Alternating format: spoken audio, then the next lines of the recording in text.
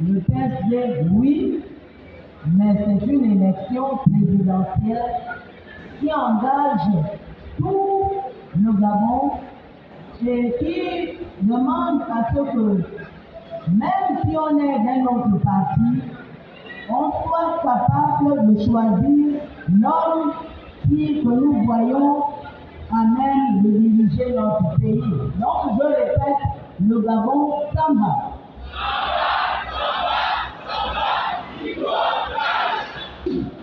Donc, chers compatriotes, nous nous retrouvons ici à la veille de l'élection qui va se tenir la semaine prochaine. Il est question que nous accordions nos violons. Parce que nous pouvons chanter, nous pouvons prier, nous pouvons déclarer. La seule chose vraie que nous devons faire, c'est voter. Voter Pierre Claver Maganga Moussabou, parce que c'est l'homme qu'il nous faut aujourd'hui. Et vous avez vu que le CGE a choisi de mettre le candidat à la présidentielle sur le même bulletin que le député. Donc, quand vous entrerez dans le bureau de vote, là où Maganga Moussabou a des députés, vous le verrez sur le même bulletin que son candidat à la députation.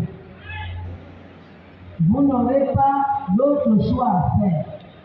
Vous prendrez ce bulletin-là et vous passerez pour aller voter pour les élections locales. C'est très important.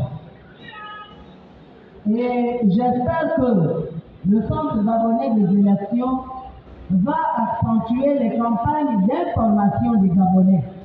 Parce qu'on n'a jamais vu ça. On a essayé de demander à ce que les candidats à la présidence aient leur bulletin, les candidats aux législatives leur bulletin, les candidats au local leur bulletin, mais le PDG a décidé autrement. Mais qu'à cela ne tienne, c'est le moment que nous devons choisir pour punir, sanctionner le PDG.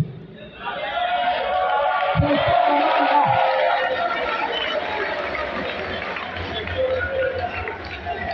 J'en appelle donc à votre vigilance. Ne vous laissez pas détourner de la décision que nous allons prendre ensemble ici, c'est-à-dire voter Pierre Claver Maganga Moussabou. Je vois des jeunes qui mettent des livres devant leur visage. Ce n'est pas la preuve que vous êtes décidés à voter Pierre Claver Maganga Moussabou. N'ayez pas peur, jeunes gens, n'ayez pas peur. Si vous engagez, engagez-vous sans crainte, réellement. Vous avez peur de quoi?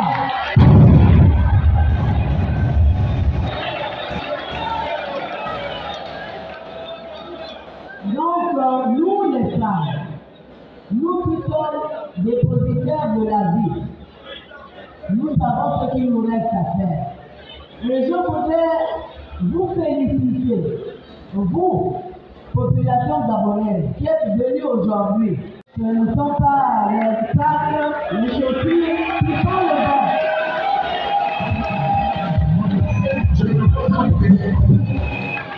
Parce que le vote, c'est une question intime. C'est dans le corps. Ce n'est pas en brandissant des coups de chiffon sur le corps qu'on va faire les bons choix. Cette rencontre est une rencontre pédagogique aussi. Choisissons le candidat qui a le meilleur programme, la provincialisation. Parce que si nous sommes tous à Libreville, c'est parce que l'intérieur du pays est en train de mourir. Et même Libreville meurt. Alors, ne nous trompons pas. Le 26, vendredi de la semaine prochaine, choisissez le bulletin de Pierre Claver Maganga Moussabou pour que nous le fassions.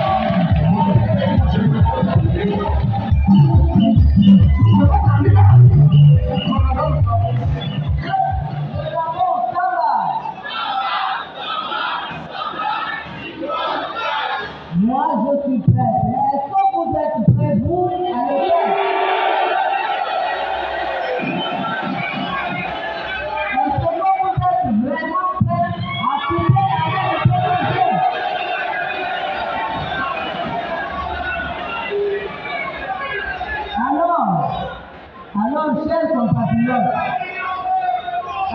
chers compatriotes, s'il vous plaît, nous allons écouter notre candidat, notre champion.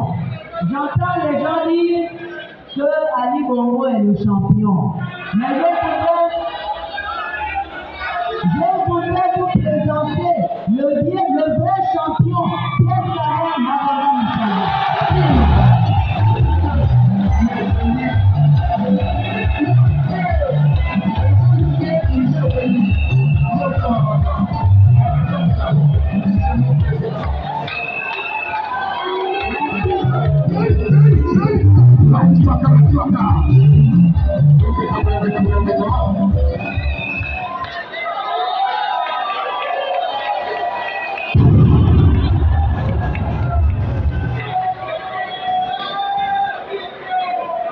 Le peuple, le Gabon, je disais que le vrai champion c'est lui parce qu'il a montré de quoi il est capable. On ne peut pas être un champion lorsqu'on a échoué pendant 14 ans. On est intocable, n'est-ce pas? Les tocards sont ceux qui échouent. Et les champions sont ceux qui réussissent. Donc, Pierre Kader Mamadou Moussala vous attend. Et nous allons lui laisser place parce que c'est lui que nous voulons écouter pour la dernière sensibilisation. Merci beaucoup pour votre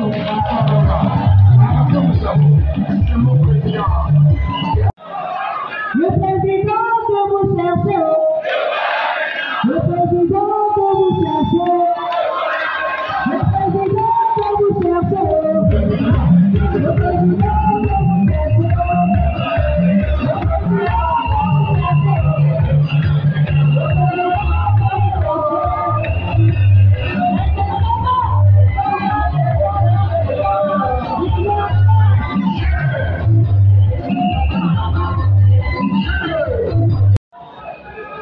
Chers compatriotes, les moments sont graves parce qu'il vous revient de faire de bons choix. Choix du candidat à l'élection présidentielle, choix du député, choix de la liste municipale et départementale. Des choix qui vont engager notre vie. Mais avant que de continuer, permettez-moi de vous dire merci. Vous ne nous avez pas manqué tout au long de notre périple depuis 1 an que nous avons tenu le premier congrès provincial décentralisé de l'Estuaire, ici, dans cette salle. Ce congrès a été suivi de beaucoup d'autres. À Bitam, à Oyem, à Mekambo, à Mwanda, à Koulamoutou, à Mimongo, à Mouila, au canton routier central à Moutassou, à Mabanda, à Chibanda, à Lambaréné et bien entendu à Port-Gentil. Partout où nous sommes passés, vous nous avez dit oui à la provincialisation. Oui à la candidature de Pierre Kader Mamadou Moussala. Ce n'est donc pas à la légère que vous avez décidé. Parce que vous pensez que la provincialisation, c'est la solution la meilleure pour vaincre le sous-développement et pour créer une véritable économie qui puisse accroître les richesses de notre pays, qui puisse permettre la création des emplois et la résolution du chômage. Oui, c'est la solution qui vient d'un économiste et d'un financier d'expérience. La provincialisation qui a été améliorée au fil des années pour nous donner maintenant un produit fini, prêt à être utilisé afin que longtemps après, je puisse me dire que j'ai laissé à ce pays un instrument pour un développement équitable de toutes les provinces et de toute la nation gabonaise.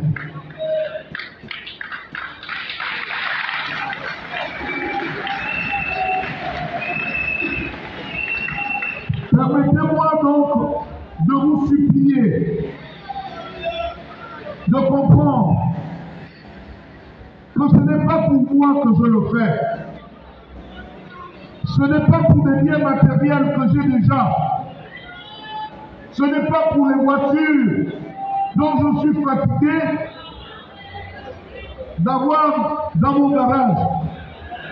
Mais je le fais parce que si je ne le faisais pas, ce pays pourrait.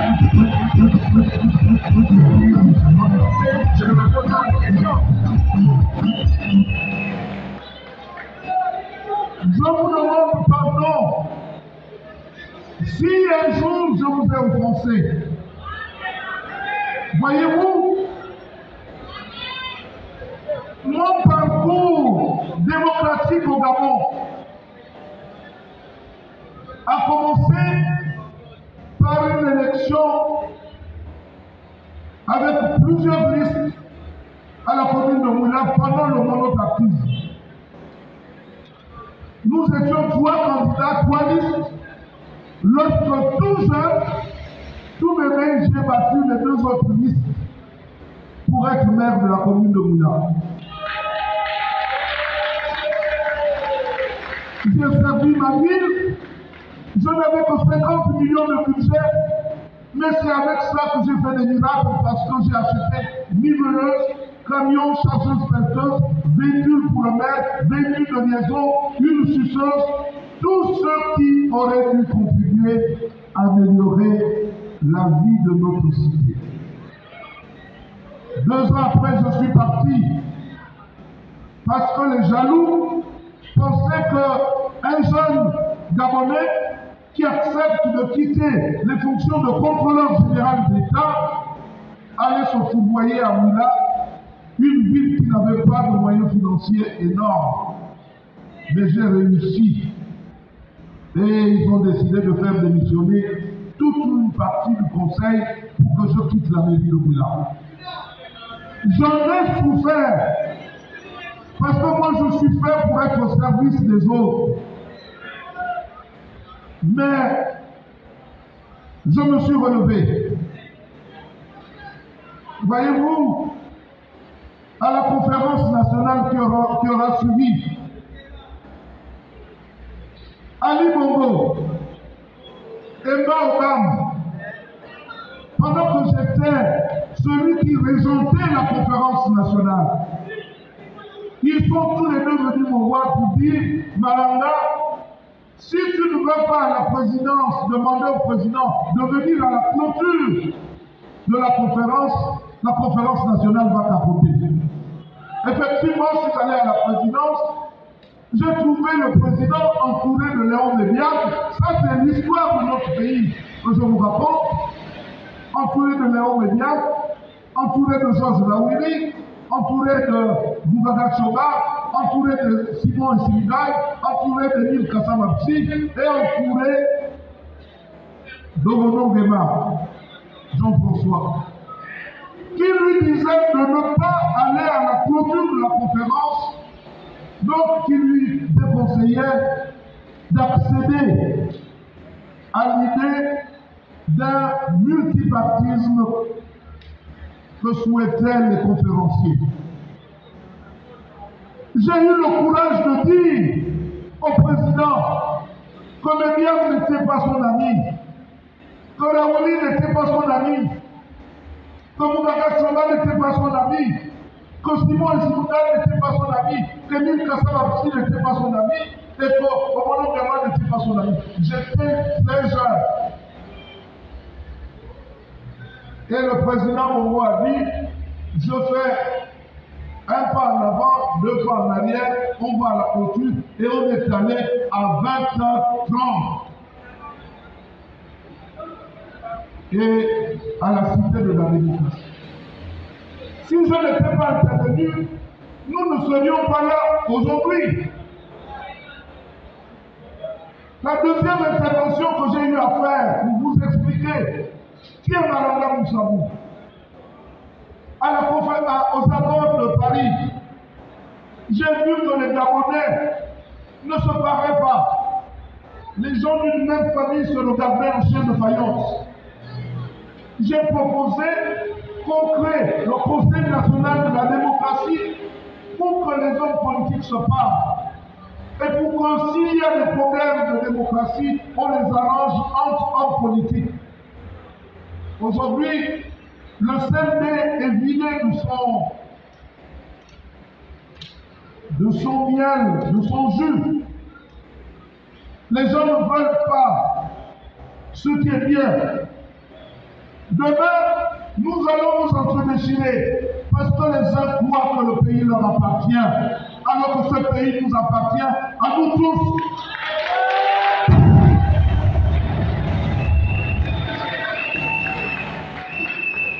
J'ai donc,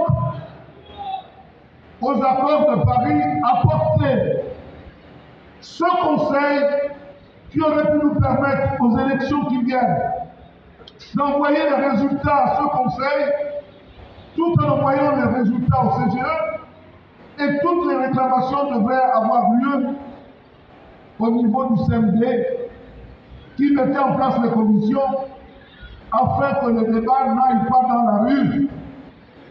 Mais ils ne comprennent pas. Tout ce que Mme Moussabou propose, ils s'opposent.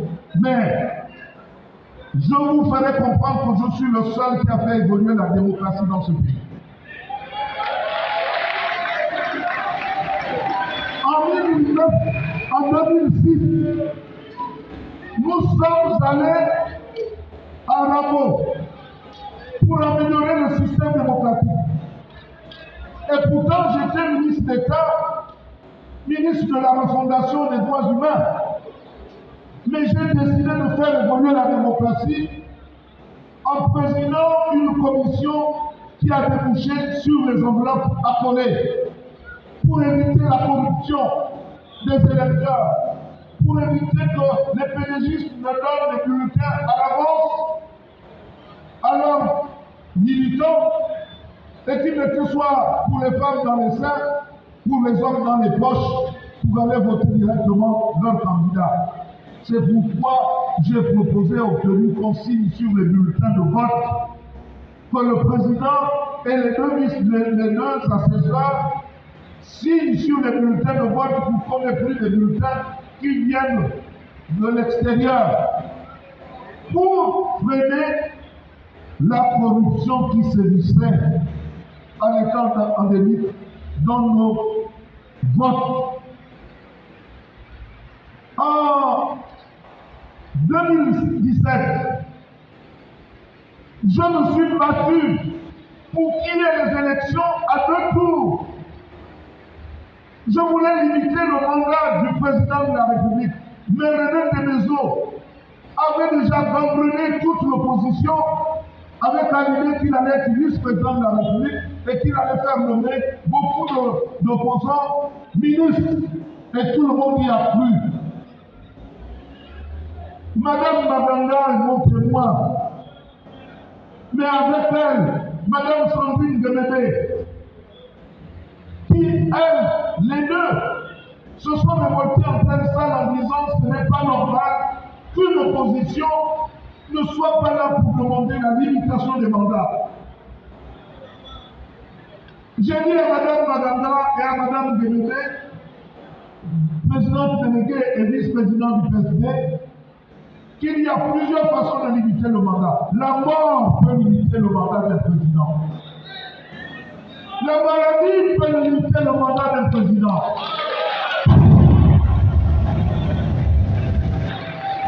Le peuple peut limiter le mandat d'un président. À propos de la maladie, ça n'a pas failli, Ali est tombé malade. Aujourd'hui, il est dans l'incapacité de gérer un pays et donc la maladie a limité. Put your hands up. Donc j'ai une raison. Il force. Même le certificat médical est faux. Alors, il ne reste plus qu'à vous, le peuple, de limiter son mandat. Et de ne plus lui donner un troisième mandat. Un mandat qui va être géré par sa femme, Sylvia Mongo, et par Moroncio. Je dis non. Non, c'est non. Nous disons non. Non, c'est non.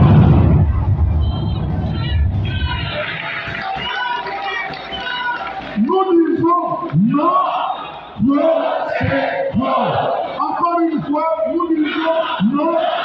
Non, c'est non. Faites ensemble là.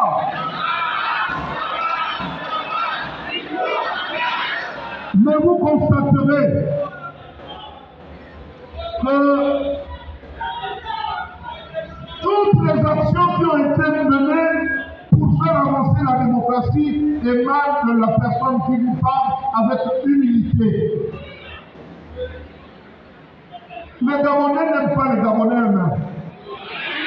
Ils n'aiment pas ce qui est Gabonais. C'est encore l'opposition gabonaise venue du PDG. Moi, je n'ai jamais changé de parti. Mais beaucoup ont été au PDG, ont créé leur parti après avoir été au PDG.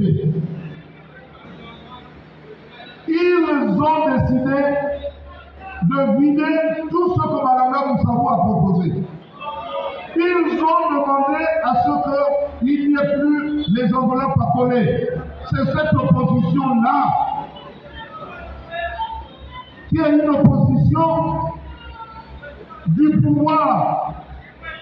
Ils sont allés demander ça.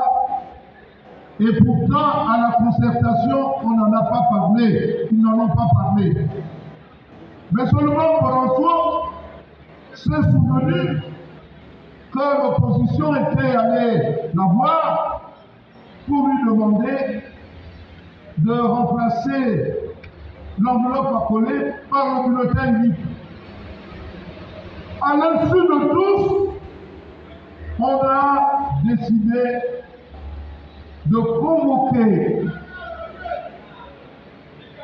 ou d'effacer l'enveloppe à coller pour lui substituer le bulletin libre.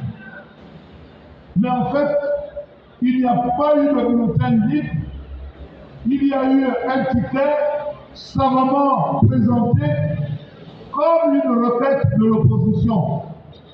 Et voilà l'opposition plongeant devant comme derrière.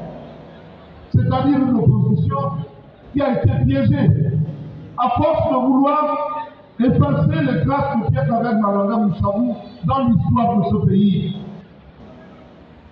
Aujourd'hui, lorsqu'on nous parle de la candidature unique, on oublie que je suis Pounou. Les Pounous aiment le candidat unique parce que le Pounou aime le Kouanda. Le Pounou aime être seul là-haut et les autres en bas. Mais seulement, quand on est seul là-haut, on compte sur ceux qui sont en bas.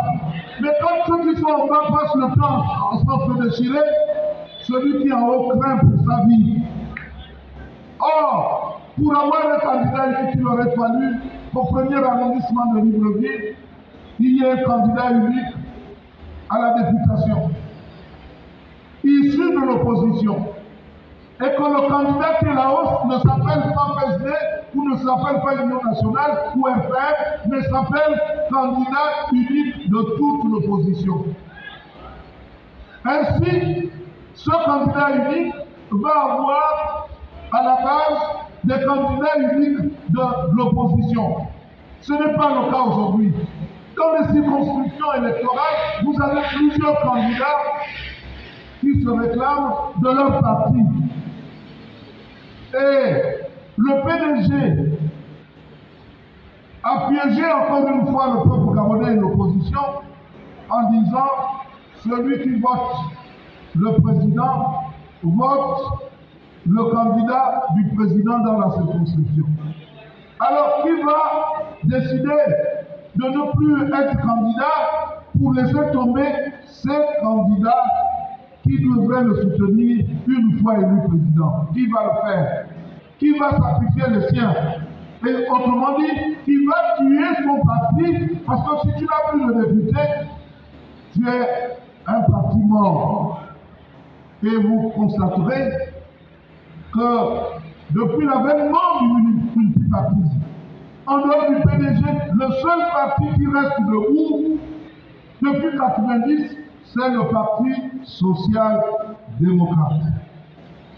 Donc, par respect pour ce parti, pour l'expérience accumulée, pour la plus haute fonction occupée dans ce pays, celle de vice-président de la République, et pour l'âge, et pour avoir été plusieurs fois ministre d'État, pas une seule fois, pas une seule fois ministre délégué, pas une seule fois ministre, mais toujours ministre d'État, et vice-président de la République, les autres, avec le programme qui est le meilleur, celui du Parti social-démocrate, qui se décline dans la provincialisation, on devrait tout de suite dire que c'est Pierre Claver Maranda Moussamba.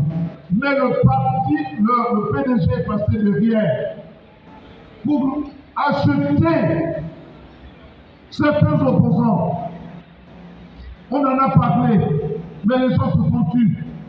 J'ai demandé à ceux qui étaient accusés d'avoir reçu l'argent du pouvoir de porter plainte pour outrage. Ils ne l'ont pas fait. Et qui ne dit mot consent. Ils ont été achetés pour dire on va éliminer Maranda Moussamba. Mais Maranda Moussamba est malade. Il a tenu des congrès. Et pour que moi je décide de partir, il faut que les congrès se réunissent de nouveau pour dire que je ne serai plus candidat. C'est ça la démocratie. 13 décembre. Alors, ayant le meilleur programme, sans forfanterie, sans orgueil, mais avec beaucoup d'humilité, je ne peux pas vous laisser tomber. Je ne peux pas laisser ce pays sombrer corps et bien. Un pays aussi riche, avec une jeunesse très attentive, mais très appauvrie. Je ne peux pas vous laisser tomber. Je voudrais profiter de votre présence pour dire à la Cour constitutionnelle, ou pour faire à la Cour constitutionnelle quelques observations sur ce que j'observe dans la vie politique. Prenons le cas des députés. Les députés sont élus sur un ticket, députés et suppléants. Je souhaiterais qu'une fois qu'un titulaire meurt, démissionne ou est appelé au gouvernement, que ce soit le suppléant qui prenne la relève si ce dernier, en cas de démission du titulaire, si le suppléant n'a pas démissionné, le suppléant prend tout de suite la place du titulaire. Ne pas le faire, c'est aller à l'encontre de ce que nous faisons. Nous disons quelque chose et nous faisons le contraire.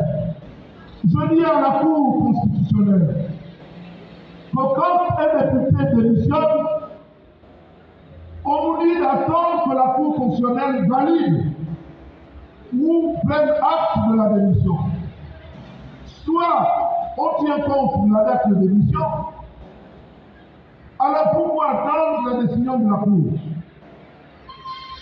Si on attend la décision de la Cour, ça veut dire que l'intéressé a soumis la démission à son parti, le parti, à un moment ou à un autre, l'accepte. envoie la lettre à l'Assemblée nationale. L'Assemblée nationale soumet la décision du parti à la Cour constitutionnelle, et c'est seulement quand la Cour constitutionnelle aura décidé que le député n'est plus le député de ce parti. Sinon, si on nous dit qu'on tient compte de la date de l'émission, cela voudrait dire que le temps qu'il passe, il n'est plus député, et donc il ne doit plus émerger à l'Assemblée nationale. Et si par extraordinaire, il reçoit encore le salaire, ce salaire doit être remboursé à l'État, au peuple gabonais. Parce qu'on ne comprendrait pas qu'on veuille quelque chose de son contraire. Si la date de démission est actée depuis que l'intéressé dépose la démission, donc on doit nous le dire. Il ne faut pas qu'il y ait une loi façon ou une interprétation de cette loi façon. Madame le Président de la Cour sait que s'il y a un Gabonais qui suit bien la situation de la Cour, c'est bien fait avec Malonga Moussa.